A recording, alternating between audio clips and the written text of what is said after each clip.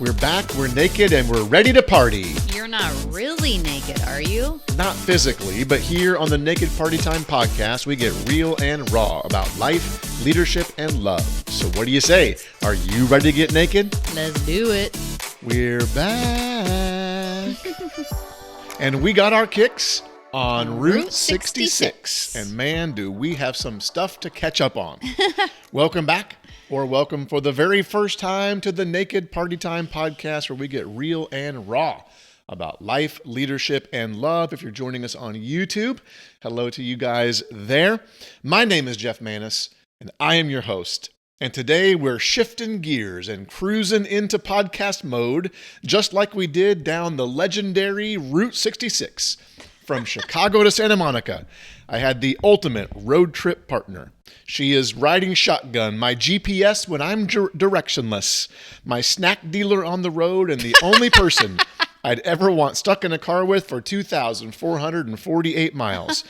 She's the cruise control to my chaos, the pit stop to my burnout, my wife, my best friend, and my queen, Sabrina. How you doing, Sabrina? Wow. What was the cruise control one? Cruise control of chaos. Cruise control to my chaos.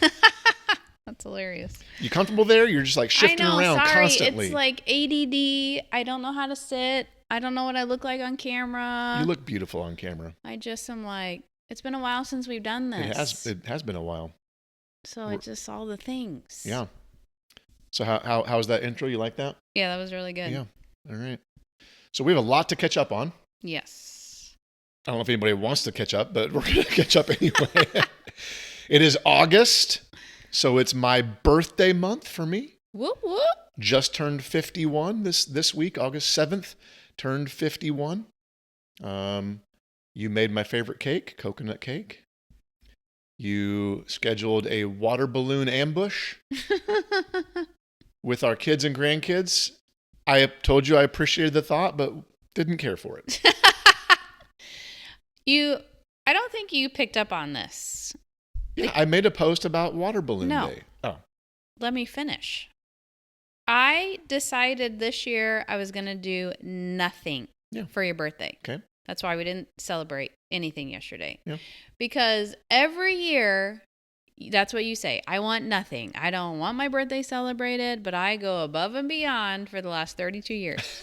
So I told the kids, I was like, I'm legit not doing anything for Dad's birthday. And that was fine, wasn't I? Let me finish. They didn't believe me. I said, I'm not asking him what he wants. I'm not cooking him a meal. I'm not making him a cake. I'm not doing anything. Well, then, so I never asked you once what you wanted or anything. And you weren't really picking up on it. So I was just going to let it slide. Because that's what I ask for every year is nothing. I know. So I finally gave it to you was nothing. Nobody wore birthday hats. Yeah. We didn't do anything. And the only reason why I made the cake is because I made a cake for Caleb's coworkers and he wouldn't share it with Mariah. So it wasn't really for me. No, I made it for Mariah. I knew the family would benefit from it. And then when I saw your post on National Water Balloon Day, I told the kids, I was like, we're going to ambush Dad and have a water balloon fight. It didn't end well. Jonah hit me in the face, basically the side of my head with a 90-mile-per-hour water balloon fastball. I couldn't predict that was going to happen. Had a headache the rest of the night. Oh, wait. You finally listened and about 2 weeks before my birthday, I said, hey, if the kids or you want to give me anything, here's exactly what I want. And they got it for me. Well, two of them did. Two of our financially stable children. Yes. So I got exactly what I wanted. Thank you. You're welcome. Finally, you listened. Yep. It's also going to be a birth month for our daughter, Michaela. We are recording this on Friday. She is going to be induced on Monday. This gets released on Tuesday. So by the time this is released, we might have our third grandchild. By the time this is released, I'm going to be on a flight to New York. You're going to New York next Tuesday. And I'm going to be snuggling Blueberry next week. Whatever the dates are for that. It'll be the 12th. August 12th is the Tuesday that you're leaving. She's being induced on the 11th. We're recording this on the 8th. I know. Every day I keep telling Jada, I get to hold Blueberry next week. I'm so excited. Yep. We learned about Blueberry on my birthday, which was in December. So we were all praying that Blueberry would come on Jeff's birthday, but that By the didn't way, work we're out. calling the baby Blueberry because nobody knows the gender. No, we don't know the gender. And their last name is Berry. Yes. And then we just started like a... Well, Michaela actually liked the name Blue. Right. But because of her last name wouldn't work. So I had suggested, well, let's just call the baby Blueberry since we don't know the gender. Because we don't want to call it it. Yeah. Yep. So so it's Blueberry. So we're we'll find excited. out the gender and reveal the name, which we know the names for either gender. We just don't know what it is yet. I'm very excited. Yep. Baker, our second grandchild, turned 1 in June. We've flown right by that. So. Oh, yeah. We had a big party for him at our house. So that was fun. It's kind of crazy. We're going to have our third grandchild in August. Mariah's due in September with our fourth. If Mariah has her baby on her due date, that is Dakota's second birthday, which means we could literally have 4 grandkids in 2 years. Yep. Which is crazy. From 2 children. No. Oh, 3 children. Sorry. Yeah, 3 of our kids. Yeah. Yep. So we did take a break from the podcast for some vacation and my annual study break. It turned into a little bit longer break from the podcast due to some medical issues I was going through, which we have, Lord willing, they've been resolved. I'm progressing from all of that. But we're back today. We did fly right by our 5-year podcast anniversary. I know, which is crazy. 5 years in June. We started this when we were all quarantined during COVID, not having any idea what we were doing or where it would go. And look at us now. Nothing's changed. We don't know what we're doing or where this is going. And like always, when we start to question whether or not we should continue the podcast, we get an email or somebody says something to us, like we did from one of our listeners on Sunday at church. You and I were standing outside. You were holding Baker. And Darby Hill stopped by. She'd already emailed us. She stopped by, and I wanted to give Darby a shout out. So she sent us an incredibly encouraging email about the podcast. They've been attending the harbor for a while. They had just started listening to the podcast, and she was so kind and even introduced herself to us at church, as well as her sister, Brenna, who has been listening to the podcast, and it was a pleasure to meet them both. Yeah, it was awesome. And super encouraging. In Darby's email, she offered some great potential podcast topics, so be looking out for that. Anything you want to add? I'm just still shocked that I can't believe we've been doing this for 5 years, which seems like an eternity sometimes. But then also that God is using it. Yeah. Like what we have to say is helping people. Like I'm blown away by that. Yep. And I am never out front with you. So I just I happened to be out front because Baker had come to church with me. And so it was awesome to be able to meet them and just hear their encouragement in person. And I'm like, okay, Jesus, I guess you know what you're doing. I told Sabrina today, I was like, I have no idea, or last night we were reviewing the podcast notes. I said, I have no idea what we're doing next month, but we got something for August. So 1 month at a time. 1 month at a time. 1 month at a time for one life at a time. Whoa, hashtag. So we did want to talk about our study break and specifically our road trip across Route 66 from Chicago to Santa Monica. And while we'll talk about some things we did and saw, we do have 3 leadership and really just life principles, spiritual principles that I realized while we were driving the route that we're going to share as well. Yeah. Before we dive in, I want to take a moment and ask everyone to subscribe to the podcast. That way you'll never miss a conversation. We try and release 1 new episode each month. If you're on Apple or Spotify, please take a moment to rate and review. It'll help us spread the word. If you're joining us on YouTube, don't forget to like the video, hit that subscribe button, drop a comment below, and turn on those notifications by clicking that bell so you're the first to know of new content. If something stood out to you from today's episode, share it with a friend or tag us on social media. You can follow us on social media as well. Just look up jeffgmaness or Sabrina.Maness on Instagram or Facebook. With that said, let's jump back into our content. So with that, let's talk about our study break road trip. We flew to Chicago, very first part of June, and took 2 weeks to drive from Chicago, Illinois, where Route 66 begins. We actually have a picture at the start. It says Route 66 starts here. Mm-hmm. And we drove all the way to Santa Monica Pier in Santa Monica, California, where it ends, and got a picture at the sign there where it says ending here. It's roughly 2,448 miles. We drove through 8 states: Illinois, Missouri, Kansas, Oklahoma, Texas, New Mexico, Arizona, and California. We actually took 10 days to drive it and spent the last portion of our 2 weeks in Santa Monica, where I did quite a bit of work for my study break, worked on some future sermon series ideas, that kind of stuff. So, Sabrina, I thought we would ask, what was your favorite or maybe most unique memory about the trip? What was your favorite thing or things? What are some things? What would you say is your favorite? I honestly don't know that I can just pick one thing. I will say we stopped in 44 cities. I went back and counted towns. them. Many of them were just tiny towns. Well, yeah. But like 44. Yeah. We saw and did a lot of things we could have done and seen so much more. You could probably take a month to drive We had to really pick and choose. Maybe at the top would be we ate so well. And it was delicious. Like we tried. We tried to eat the local fare. Yeah, we tried to eat what was local. We tried to eat what people suggested. I looked up a bunch of different places. We do not eat red meat just for health reasons for Jeff's high cholesterol, but we ate so many burgers on this trip and they were so good. Yeah.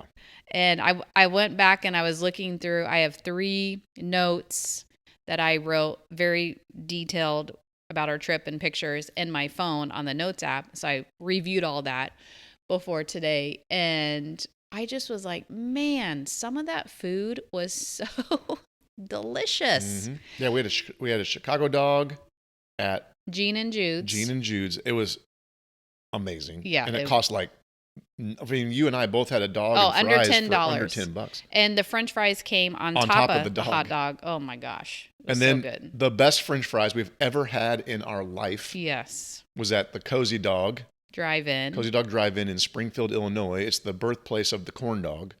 Delicious corn dog. But the fries were so good that the next morning, we stayed that night in Springfield. The next morning, like at 10 a.m., we just on the way out of town got a load of fries just to have fries. It was so good. Yeah, so if you're ever in Springfield, Illinois, you have to go to the Cozy Dog Drive-In. And then there's a place in Missouri called the community is called Uranus, spelled like the planet, and they have a fudge factory there. Yes, indeed. So we stopped at the Uranus. And the fudge is best in Uranus. So you can imagine all the puns that they were selling and promoting in my Lanta. It was the hilarious. Uranus Fudge Factory. Mm-hmm. So we had some fun with that. So if you live near there, you should definitely go there. Yep. But all sorts of places. We stayed at some very unique places that we probably otherwise wouldn't have stayed. Yeah. Like the Blue Swallow Motel in New Mexico. Tucumcari. Yeah. And it was literally one of the original roadside neon sign motels that's been refurbished, but kept the 1960s feel. That was super cool. The owner of that place was amazing.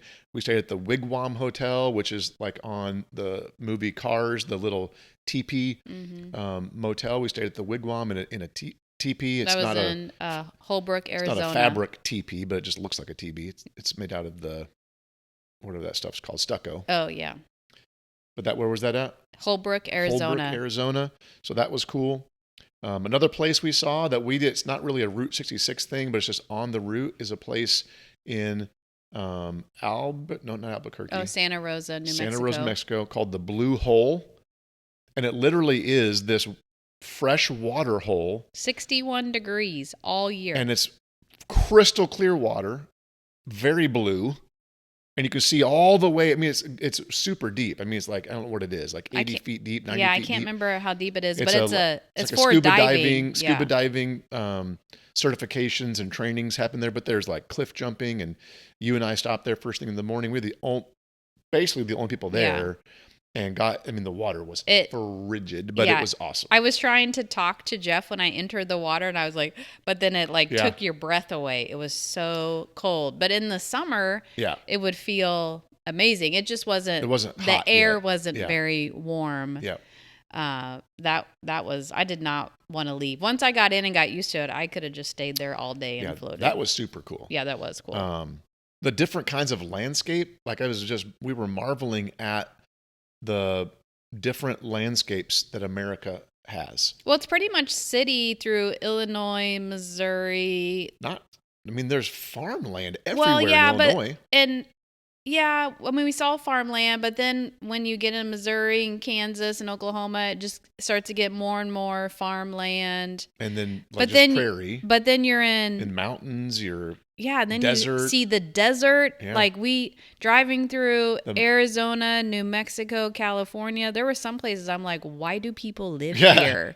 Like, there was no grass. Yeah, the Mojave Desert. It was 111 degrees in the Mojave Desert. Yeah, when we entered California, our car said 111. And when we got out, it felt like hotter. I was like, why do people live here? Like it's an oven. Insane. Yep, dust everywhere. It was dry.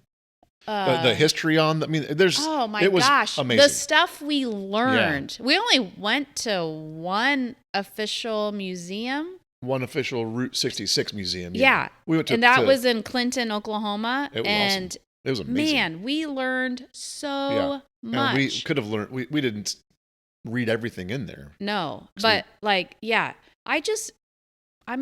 think when I was a kid going through school, I just didn't care about any of that. And then as I've become an adult, I just love it so much. So just, learning all the ins and outs. And we met volunteers at different gas stations that we stopped at, and gas station museums.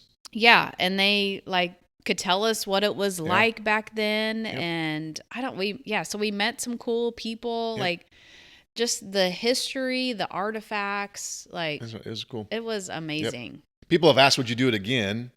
We've both said no, but not because we didn't love it. Yeah. It's just really a one-time kind of thing. Yeah. There's areas we would go back to, but we wouldn't necessarily drive the whole thing again. No, I want to go back and explore Arizona. I loved Flagstaff. Had such a cool feel. We liked Albuquerque. Yeah, I loved Albuquerque, New Mexico. Yep. Oh, I would love to go back to Holbrook, New Mexico and eat their Mexican food. Yeah. Oh my goodness. Yep. I was craving it the other day. I have a picture of it in my phone. I was like, oh, I want to eat that again. There's food places I want to go back to Chicago. That was a really we did really like Chicago. We were there 24 hours. It was a little more than 24. It was it was 36 hours. Not very long. Day and a half. But we did a bunch, and man, it was beautiful. I loved it there. Yeah, I really liked Chicago. I thought it was clean, and we felt safe everywhere we were. So people talk about Chicago negatively a lot. I thought it was great, and we were downtown a ton. And it was freezing when we were cold. there. It was raining. It was in the 50s and rainy. Yeah, I was shivering, but I would love to go back. So there's pieces. Pockets, yes, I would love to go back to the Blue Hole. That thing was amazing. And man, if you ever do a trip like this, we have so much information that we now could we have so much information. Help with. It was very, very cool. Huge bucket list. Yeah. Oh yeah. That we have been dreaming about that since Jada was born. Yeah. So probably 18 plus years. So I'm very, very grateful we got to do it. It was super fun. And then all the things we saw in California. Yeah, we ate at this one restaurant. It's called the Sunset one? Yes. Yeah, it's called the Sunset Restaurant. Where we sat across the beach. It was in Malibu. Yep. And we have no picture of this, but you couldn't capture it. We saw it with our eyeballs several times, but when the waves would roll in, you could see 5 or 6 dolphins inside the wave, riding the wave, almost surfing, but on the inside. I will never forget that. It was the coolest thing, but we couldn't capture it. And then we watched the sun go down behind the hills there in Malibu while we were eating. It was gorgeous. And the food was amazing. Yeah, it was awesome. So, it was great. So many things. We got to visit a couple churches on the trip, which is part of my study break, to learn and view and ask questions. And so we went to Life Church in Broken Arrow, Oklahoma. We're there for several hours for their pre-service stuff. Yeah, it was cool to get a behind-the-scenes tour Yep. and meet a bunch of the staff. Yep. And We went to Vintage Church in Santa Monica, which is where John Mark Comer teaches there quite a bit. And we wanted to go there just because how much we've been influenced by John Mark and his teaching with practicing the way and Sabbath and stuff. So that was super cool. Yeah. Anything else you want to add before we dive into the leadership stuff here? I think we talked about a bunch. Yeah. I could just there's like pull me aside. I could Yeah. just keep talking about it because we got gobs and gobs of Yes. pictures. And what was the painted desert? Where was that? Oh at? yeah, That was unreal. the painted desert. We spent hours there. Like, that was in New Mexico. More than half a day. It was outside of Holbrook, Oh, that's right, because that's when we went and stayed in the wigwam that night. and oh my gosh, it was so Oh, it was hot. gorgeous. But it was beautiful. All different shades of reds and grays and blues and yellows and oranges. And we then did that whole Native American archaeology site they found where we saw those Oh, yes. The hieroglyphs or whatever yes. on the But then what were those trees called? That yeah, the petrified forest. Oh yeah. The trees that petrified and they Unreal. look like rocks, but almost like crystal. It was amazing. That place is amazing. We did a 1 mile hike there. Yeah. We were the only people on the hike Yep, but it because was it awesome. was 100 and some degrees. Oh man, I had to pee so bad. And there are no trees there. So Jeff was the lookout and I peed on the trail. Don't turn me in, but I did not think I was going to make it. Yeah, that place was amazing. There was something what did we choose not to go to? It was a big the crater, that's out there. There's a meteor crater. We chose not to do that because Yeah. we just didn't have the time. Yeah. You have to be so Yes. strategic. Like We had reservations of hotels we had to get to and stops. Yeah, we wanted to hit everything at the right time. Jeff spent hours and hours and hours behind the scene planning. We had to plan our stops, plan our hotels. We planned a lot of the places we were going to eat ahead of time. Yeah, we did a ton of Yeah. research, but man, it was really cool. It went at like you plan so much, man, and this then is the gone. vacation comes, and you're like, it's already over. Like it was kind of sad, Yeah. but it Yep. was awesome. It was awesome. Bucket list for sure. Yeah. So I don't remember where we were on the trip. I think you wrote it down. You wrote these things down. Yeah, because you were driving. Because I was driving. But at some point, I think it was going through one of those old abandoned towns on Route 66. I said, hey, put this in a note for me. And there's 3 principles that I told you to write down that we're going to talk about today. Yeah. And the 3 principles are progress requires sacrifice, progress fuels innovation, and then pivot or perish. Thanks to ChatGPT for helping me on the alliteration on the last one because my initial statement was adapt or die. I couldn't think of a P thing, but Chat helped me. So, Sabrina, what was the first one again? So progress requires sacrifice. Progress requires sacrifice.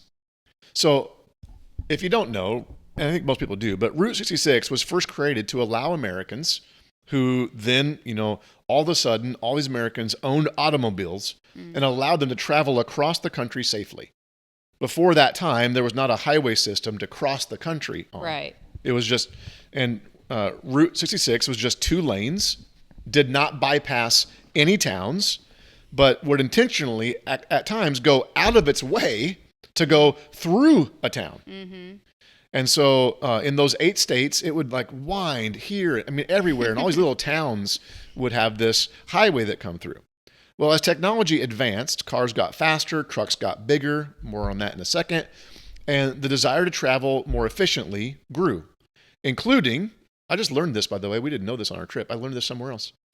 The National Defense Department was wanting to create more efficient interstate travel during the Cold War. So the interstate system was created, providing now 4 total lanes, 2 each way, and it bypassed almost every one of those smaller towns that Route 66 went through, simply for the sake of efficiency. Yeah. So at its most basic level, in order for the travel and delivery industry to move forward, and for national security reasons, the Defense Department wanted an easier way to transport people and things during the Cold War, thinking we were going to get attacked by nuclear weapons. Yeah. Just to do that, to make it more efficient to travel, it required the sacrifice of that old highway system and the expense of many of those little towns. Yeah. Which we witnessed. Yeah. And it was sad. So I'm pretty sure I realized this when we had gone off the interstate to intentionally go through one of the small Route 66 towns, and it was just dead. Mm-hmm. Like literally, and there's a lot of them that we went through, that's just run down, dilapidated. You could see old signs of life, but it was dead. Yeah. And, you know, we could have kept the old Route 66 route forever and never progressed into the interstate system we now have. But think of all the progress that would have been held back. Yeah. If we did that. Like, we would be held back with efficiency, with travel, with delivery, like if we did not have that interstate system. And the same thing's true in our leadership and in our personal, our spiritual lives. Like rarely. In fact, I can't think of a case where progress does not require some form of sacrifice. You can't move forward without something else changing. Yeah, that's sacrificing. True. So whether it's a sacrifice of time or money or comfort, maybe even a sacrifice of people, not like literally killing them. Yeah. But no matter what team you apply this to, like not everyone who's currently on a team will be able to progress if and when that team or business or company or even church grows or changes. Yeah. So to progress forward, it requires sacrifice. That's not necessarily a bad thing. It's just a thing. Right. It's just how it works out, and it's just how you move forward. Yeah. You have to leave some things behind to move forward. Yes. And sometimes that hurts. It hurt those towns. Yeah. Oh, yeah. And unless they're willing to do what we're going to talk about here in a little bit. But yeah. And so I think sometimes we all want to progress. Everybody wants to progress. I mean, I can't think of anybody who wouldn't say deep down, I don't want to get better. But change is very hard. Change is hard mm-hmm. because it requires sacrifice. And man, that was just kind of like came to life as we were driving, and like progress required sacrifice. These little towns were sacrificed mm-hmm. for our country to progress. Like even in our personal lives. And this is hard, I think, for people to grapple with. But not every person who is with you right now where you're at might be able to go with you where God's taking you. Yeah, that's good. And not necessarily in a bad way, just in a way. Mm-hmm. Even when it comes, I was thinking about this as I was writing it. If God calls you to a new place, some of the relationships you have in your old place get sacrificed. Yeah. Now, like for us, we've maintained our closest relationships, but we had some good relationships that are, if we saw them again, we would have a great time, mm-hmm. but we don't have those relationships anymore. That those had to be sacrificed in order to follow what God was asking us to do. Right. Well, because you have to build new yeah. with where he has you. Yep. And now we can't imagine not having what we have now. Right. But we never would have had this. Yeah, we didn't know this existed. Without the sacrifice of that. Yeah. Yeah. So it applies to every area of life. Mm-hmm. Progress requires sacrifice. If we are unwilling to make sacrifices or experience sacrifice, we will be unable to experience progress. Anything else? Nope. What's the second thing? Progress produces innovation. So not only does progress require sacrifice, but progress produces innovation. Here's some things we learned on our trip. Mm-hmm. One of them several of these from the museum. Yes. Oh my gosh, that museum was amazing. We learned that the parking meter was invented because of Route 66. Mm-hmm. I think it was in Oklahoma City. Yes. That Route 66 coming through Oklahoma City brought so much traffic, they couldn't maintain the parking structure. So they developed parking meters, not only as a way for the city to gain income, but also for a way to organize and limit parking. Yeah. Like that, I thought that's amazing. Right. So they probably didn't even have like parking lines or like, all the things we're used to today that we don't even think about. Like that all had to start somewhere. Yeah. We talked to that one lady at the gas station museum somewhere in Illinois. That was in Odell, Illinois. Okay. She said that there's pictures out there. We didn't have any, but she said that, and she grew up there, so she remembers this. Yeah. From where that gas station was on the road, that's now a museum, there would literally be bumper to bumper cars traveling Route 66 on a 2-lane highway, bumper to bumper. Mm-hmm. Well, and in that town, the same side that the gas station was on the street, there is a church. Yep. And across the street from the church was where the bishop lived. It was a Catholic church. It still is there.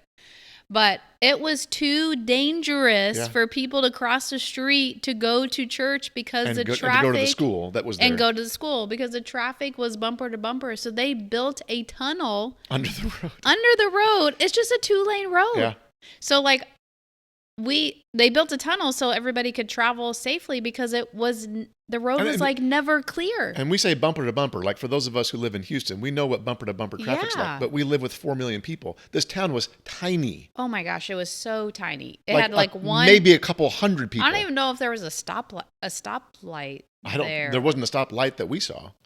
I just remember like standing outside that gas station, staring at that road and like trying to picture what it would look like, bumper to bumper, all these people traveling. It was the only road to go on, and it's crazy. So another thing that was innovated out of this cross-country transportation called Route 66 was the trucking industry. Mm. So being able to, because before then we relied on the railroad, which was its own innovation previously and required sacrifice before. But now, so the development of these large, what we now know of as semi-trucks, it wasn't even that big then, but they developed these large trucks. I mean, we stopped at that in the museum. It had a whole display on how the trucking industry got started because of Route 66. Mm-hmm. Things we take for granted now. Yeah, we don't even think about. Of 2-day shipping from Amazon because they can... we get annoyed when our stuff doesn't show up the same day. We're so spoiled. The highway patrol... Yeah. Another thing, at least in Oklahoma, but the highway patrol was started because of the need for patrol on a highway that didn't exist before. Well, because the nickname of Route 66 at one point was the bloody highway. Yeah, because it was so many accidents. So many accidents, so many people getting hurt. And so they developed the highway patrol because we had police, we had sheriffs and that kind of thing, but we didn't have a separate patrol. There was no thing as highways. Right. Not cross country. Yeah. So that like the museums that people, they took the several gas stations, or the very first McDonald's was turned into a museum. We saw that in San Bernardino, California. Mm-hmm. Like the innovation that people came up with because of this progress. Right. Which I'm going to talk about more about this in a second. The roadside attractions that were created. And we saw a bunch of the big giant people that we saw just in like random places. The world's second largest rocking chair. Yes. The blue whale in Catoosa, Oklahoma. Like all these weird, random, quirky, roadside attractions that people, that now, because of the interstate system, people have taken these roadside attractions and made them the reason to get off the interstate and come to their town. Right. The murals, oh man, we saw so many amazing murals. The refurbished hotels, I think, is an innovation. Mm-hmm. Like the Wigwam Hotel shouldn't exist. Right. It's not that great.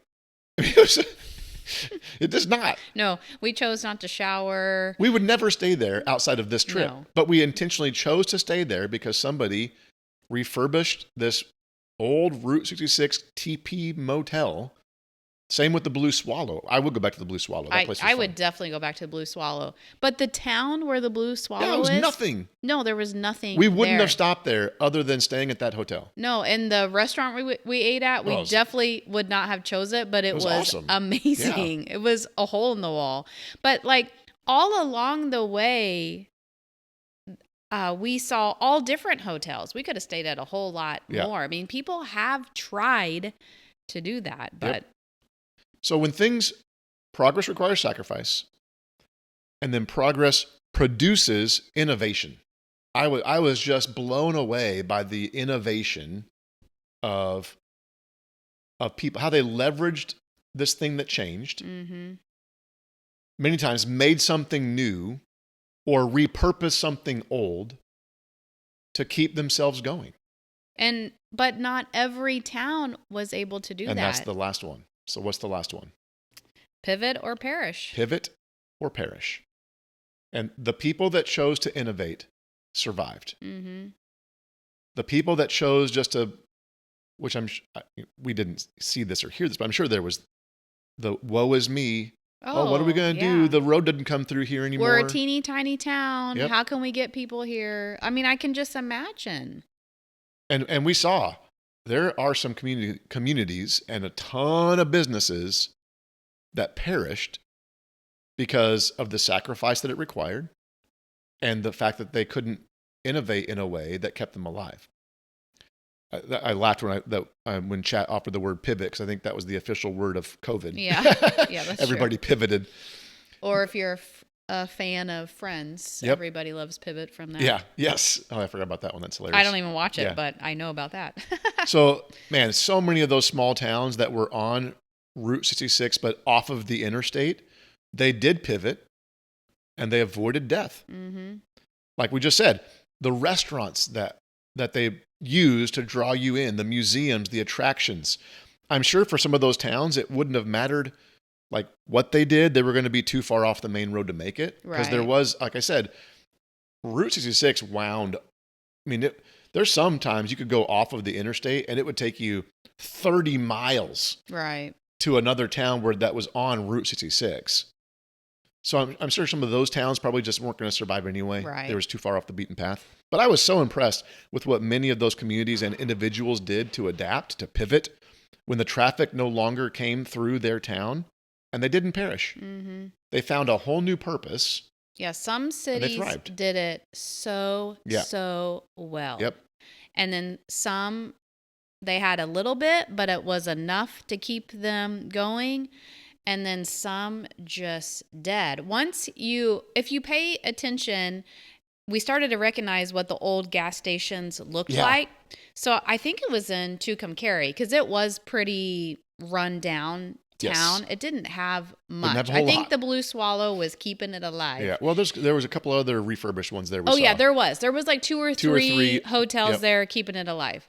But I can see the drag in my head. And it was gas station. Every block there was a gas station. They're no longer and old hotels that were open. Just run down. So we tried to always drive the main drag of all the towns just so we could see it. And so then you're like, man, it's hard. You want to picture it in its heyday and what it looked like. But then it's also sad. All those people lost their job because we had, it did depend on how far you had to get off the highway. When we were in Illinois, and I think it was Dwight, Illinois, and we stopped at that gas station, they had those three that was the very first one we stopped at. Okay. The highway, it was just off the highway. Just off the interstate. Or the interstate, yeah. And so he was just so you can see the distance, how that played into it. But that's one example, I think, of this pivot. Yeah. I think there was two pivots that happened with that one gas station. Yeah. So the first one is, this gas station was one of the, it was awesome. Yes, it was So awesome. the guy that owned it originally, when the interstate came through, he closed that gas station. And it was an old 2-pump, full service, they would come out, pump the gas for you. But he left that gas station now is a museum. Where you walk in to pay, it is left the same exact way as the day the day the guy closed it. And he closed it in 1999. And still had on the wall the little cards that people would use to have an account there. Yeah. Well, a charge account. Yeah, it was all written down what they owed. The candy in the counter was the same candy he left in there the day he closed it. He gave it to the city. City turned it into a museum. There was 3 elderly people there that were running it as volunteers. Super nice. It was so cool. Yeah, they were amazing. So now the city, that was the first pivot. The city turned it into a museum. And it was well worth getting off the interstate to see. When the interstate came through, he That's my second pivot. Okay. Second pivot was the owner didn't just give up. Yeah. He gifted the old gas station to the city, and then he went out on the interstate and built a brand new gas station that's now one of the big giant ones that's thriving. Yeah, it's super successful. So again, he innovated, he pivoted, and he's thriving. Which there probably is more of that. We just didn't get to hear those stories. But we can only know what we know with it. But yeah, those volunteers were amazing. I'm so glad we stopped there and saw all the things. Had a bunch of little exhibits and that gas station. There was like the belts for a car. Oh, they had supplies, a car in there. Like stuff was on the wall that the guy left there. Yeah, it was very amazing. Cool. Yeah. So again, this applies to us in our own personal lives, whether it's in leadership or in spiritual life, personal life, physical life, financial life. If you don't pivot when things change in life, you will perish. Yeah, because if you just stay you can't stay stuck, the same. Yeah, if you stay stuck, you're going to be miserable. Like, I guess you can stay there, but... In fact, I would even say I don't believe you can be stuck. You're either going backwards or going forwards. It might feel stuck, but if you're not moving forwards, you are going backwards eventually. Yeah. So you have to pivot or perish. Progress requires sacrifice. Progress produces innovation. Pivot or perish. Anything else you want to add? No, I thought that was really good. I don't know if you had all 3 points when I think I had the first 2. Yeah. And then we came up with adapter. I came up with adapter. Yeah. I just couldn't think of another word. I remember thinking when I was writing that down on your phone and then kind of once you came up with it, we were able to even recognize it. I would point it out on the trip. Yeah. We could see it more. Yep. I mean, I just felt like every place we went, our eyes were more and more open. Now, obviously, we are looking for it to some degree because we purposely went on this trip. But something I thought that was interesting that we kind of saw all throughout, we wrote our name in so many guest books all across the states. And more Europeans travel Route 66 than Americans. Yeah. Which I thought was so interesting. And we heard every language, tons. Saw every race. It was, and we started to run into some people. Yeah, for a while we were like seeing people at the stops. Yes, it was almost like we were following them and it was kind of awkward. We're like, there was that one really young couple that they were at the Blue Swallow Hotel. They were at the Wigwam Hotel. We saw them at the Petrified Forest, I think. And I'm like, they're going to think we're stalking them. I know. So it was like, which I wondered if that could happen. And a ton of people travel on their motorcycle, which I think that we saw a bunch of motorcycle people. So that was really cool. But I just thought it's so interesting how we have all these Europeans so curious about Route 66 in America. And sometimes we're not even curious about our own history. And like all the things we learned in Clinton at that museum, I've never thought about where the highway patrol started, the parking meter, when the interstate started being built in 1956. Well, how did that affect people? I never thought about that before. Yeah, we just reap the benefits of it now. Yeah, because that was before my time, and so it was. But then you start to think about all the lives and the people and their jobs and their families and who was affected by it, and there was some times when we were like traveling on a newer part of Route 66 and we were right next to the old Route 66 and grass was growing up and you could like barely see it, but we were on what was Route 66 because we didn't travel solely on Route 66. Sometimes we were on I-44. We were next to it. You can't. Only 80% of it is left to officially drive on. We did drive on a lot of it. Yeah, and there were sometimes we were on it and we were like, where are we going? Yeah. Like, what are we going to see? But there was some, was it in Arizona that we went through? We ate the Roadkill Cafe. Was that Arizona? Yeah. Okay. That was in Seligman. That town has pivoted. Seligman, Arizona, nailed it. That place was amazing. I felt like every town in Illinois we stopped nailed it too. Kansas had 3 cities and they all did pretty good. There were some cities that really used the Cars movies. Yep. And we actually watched Cars 1, 2, and 3. On the trip. on the computer in different hotel rooms. But so it was kind of cool to see how that movie was used, and which I'm sure helped.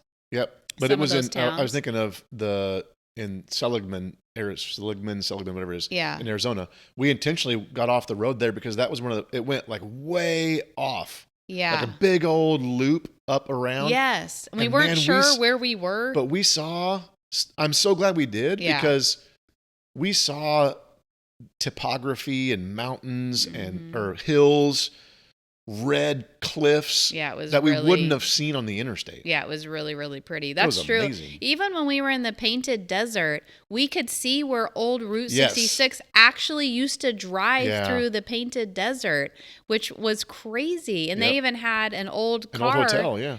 Oh, yeah, that old car. Yeah. Yeah. And then, they had old hotels there. So, like, to think about the route used to go Yeah. through the Painted Desert, Yeah. like all the things that you miss now on the interstate, you just have no idea what you're driving by. It was all based on efficiency. Yeah. Which makes sense. I mean, I don't want to drive on that old route now, Right. but It I'd did much take rather- us, we had some Wait. 10-hour yeah. drive days and because of that. and we didn't go as far as 10 hours should take you. Right. Because we stopped Yeah. and saw something in 44 different Yep. towns. But, Yep. it just really opens your eyes to when you get on the interstate, you don't know what you're missing until you know. Yep. So there you have it. A little walk with us through our study break, specifically the Route 66, catching up on life and 3 principles that apply to life and leadership. Progress requires sacrifice. Progress fuels innovation. And pivot or perish. Adapt or die. Lord willing, we'll release another episode in September. We do try and release a new episode on the second Tuesday of each month. As always, if you have questions or ideas for the podcast, you can email them to my assistant at hello@jeffgmaness.com, just like Darby did. And she offered some good suggestions. So we would ask you to help spread the word as well by sharing the podcast, leaving a comment, liking all of our social media posts, clicking that subscribe button on YouTube. But why don't we end, Sabrina, with our marriage mission? We are united in Christ, unstoppable with Christ, and unbreakable because of Christ. Now it's time for you to go get naked And party. We'll see you on the other side. You've been listening to the Naked Party Time podcast. We hope that this has helped you be more real and raw in your life, leadership, or your love. Please like, rate, review, and comment wherever you see the podcast posted. We are so thankful that you are listening.